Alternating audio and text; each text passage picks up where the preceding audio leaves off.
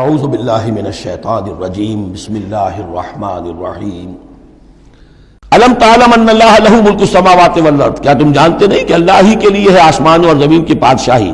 یعذب من یشاء ویغفر لمن یشاء، وہ سزا دے گا جس کو چاہے گا اور بخش دے گا جسے چاہے گا، واللہ علی کل شیء قدیر، اللہ ہر چیز پر قادر ہے۔ یا ایھا الرسول لا يحزنك الذین یسارعون فی الکفر من الذین قالوا آمنا بافواہہم ولم تؤمن قلوبہم۔ یہ پھر ذکر آ رہا ہے، لیکن یہاں بھی گڑبڑ ہے معاملہ سورہ بقرہ کی طرح۔ منافقین پر بھی انطباق ہوگا اس کا، اور اہل کتاب کے بھی وہ لوگ جو ان کے طرف کے منافق تھے، جن کا میلان اسلام کی طرف بھی تھا، چاہتے بھی تھے کہ مسلمانوں میں شامل رہے، لیکن وہ اپنے ساتھیوں کو بھی چھوڑنے کو تیار نہیں تھے۔ تو یہ جو بیچ بیچ میں مذبذبین بین ذالک تھے، یہ دونوں طرف کے لوگ تھے۔ یا ایھا الرسول لا يحزنك الذین یسارعون فی الکفر، اے رسول صلی اللہ علیہ وسلم، نہ غمگین ہو آپ ان لوگوں کی سرگرمیوں سے، بھاگ دوڑ سے، کہ جو کفر کے ضمن میں بڑی سرگرمی دکھا رہے ہیں۔ من الذین قالوا آمنا بافواہہم، ان لوگوں میں سے جو اپنے منہ سے تو کہتے ہیں کہ ہم ایمان رکھتے ہیں، ولم تؤمن قلوبہم، اور ان کے دل ایمان نہیں لائے ہیں۔ ومن الذین ہادوا، اور اسی طرح کے لوگ یہودیوں میں سے ہیں۔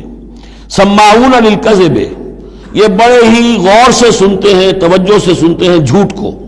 سماعون لقوم آخرین، اور یہ سنتے ہیں کچھ اور لوگوں کے لیے، یعنی ایک تو یہ ہے کہ ان کی جھوٹی باتیں بڑی توجہ سے سنیں گے، شیاطین جو ہیں ان کے، وَإِذَا خَلَوْا إِلَىٰ شَيَاطِينِهِمْ قَالُوا إِنَّا مَعَكُمْ إِنَّمَا نَحْنُ مُسْتَهْزِئُونَ۔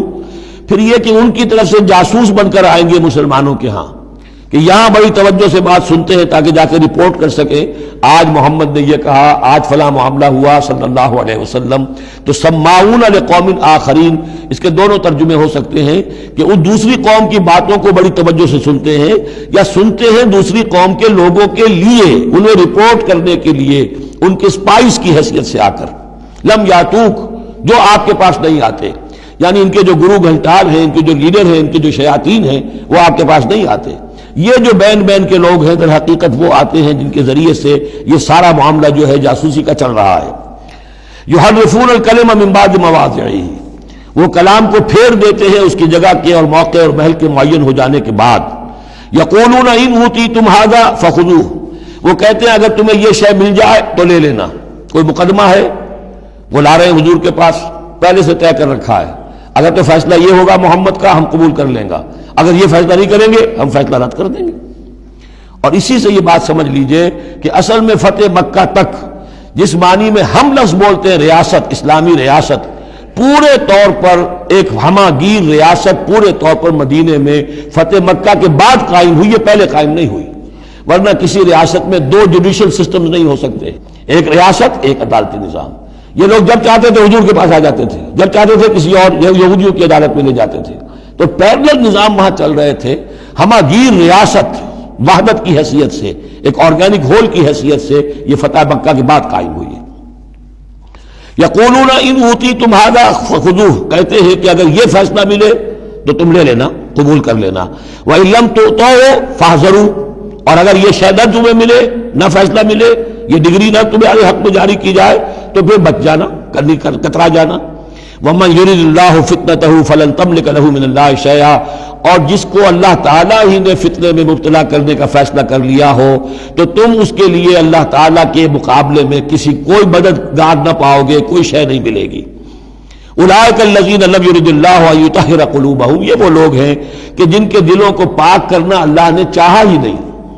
لم یرد اللہ ان یطہر قلوبہم، لہم فی الدنیا خزی، ان کے لیے دنیا میں بھی رسوائی ہے، وَلَهُمْ فِي الْآخِرَةِ عَذَابٌ عَظِيمٌ، اور آخرت میں ان کے لیے دردناک اور بہت بڑا عذاب ہے۔ سماعون للکذب، یہ خوب سنتے ہیں اچھی طرح اور چٹخارے لے لے کر سنتے ہیں جھوٹ کو۔ اکالون للسحت، خوب کھانے والے ہیں پیٹ بھر بھر کر حرام کے۔ فَإِن جَاءُوكَ، پھر اگر یہ آپ کے پاس آئیں، فَحْكُم بَيْنَهُمْ، آپ چاہیں تو ان کا مقدمہ لیں اور فیصلہ کریں، او عارض عنہم، آپ چاہیں تو ان کا مقدمہ لینے سے انکار کر دیجیے، کیونکہ نیتیں ان کی نیک نہیں ہیں، وہ آپ کا فیصلہ لینے نہیں آئے، طے کیے بیٹھے ہوئے پہلے سے کہ اگر فیصلہ یہ ہوگا تو قبول کر لیں گے ورنہ ہم لوٹ کے آ جائیں گے۔ تو ایسے لوگوں پر اپنا وقت ضائع کرنا جو ہے اس کو کوئی ضرورت نہیں ہے۔ لیکن یہ کہ اندیشہ یہ ہو سکتا تھا کہ یہ جا کے پروپیگنڈا کریں گے دیکھو ہم تو گئے تھے محمد کے پاس مقدمہ لے کر، یہ کیسے نبی ہے، رسول ہے، یہ مقدمے کا فیصلہ کرنے کو تیار نہیں. تو یہ جو اندیشہ ہو سکتا تھا اس کی پھر آگے اللہ تعالیٰ کی طرف سے حضور کو اطمینان دلایا جا رہا کہ آپ پرواہ نہ کریں اس اندیشے کی. فَإِن جَاءُوكَ فَاحْكُم بَيْنَهُمْ أَوْ أَعْرِضْ عَنْهُمْ، اگر وہ آئیں آپ کے پاس اپنا مقدمہ لے کر تو چاہے تو آپ فیصلہ کریں اور چاہے اعراض کریں. وَإِن تُعْرِضْ عَنْهُمْ، اگر آپ ان سے اعراض کریں گے، ان کا مقدمہ جو ہے فیصلہ کرنے سے انکار کر دیں گے، فَلَن يَضُرُّوكَ شَيْئًا، وہ آپ کو کوئی ضرر نہیں پہنچا سکیں گے. ان کے مخالفانہ پروپیگنڈے سے قطعاً کوئی آپ کو ہراساں ہونے کی ضرورت نہیں ہے. وَإِنْ حَكَمْتَ، اور اگر آپ فیصلہ کریں، فَاحْكُم بَيْنَهُمْ بِالْقِسْطِ، تو بہرحال آپ کو فیصلہ کرنا ہے عدل اور قسط کے ساتھ، انصاف کے ساتھ.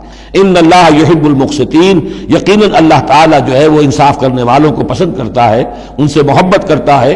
وَكَيْفَ يُحَكِّمُونَكَ، اور اے نبی یہ کیسے آپ کو حکم بناتے ہیں، یہود کی طرف اشارہ ہے. وَعِندَهُمُ التَّوْرَاۃ، ان کے پاس تورات موجود ہے، نیک نیت ہو تو اسی کے فیصلے کو لے کر چلیں. فِيهَا حُكْمُ اللَّهِ، اس میں اللہ کا حکم موجود ہے. ثُمَّ يَتَوَلَّوْنَ مِن بَعْدِ ذَلِكَ، پھر بھی وہ اس کے بعد بھی اس سے روگردانی کرتے ہیں. وَمَا أُولَٰئِكَ بِالْمُؤْمِنِينَ، اور حقیقت میں یہ لوگ مومن نہیں ہیں، ایمان سے خالی ہیں، ایمان سے تہی دست ہیں، ان کا اصل روگ یہ ہے. صدق اللہ العظیم.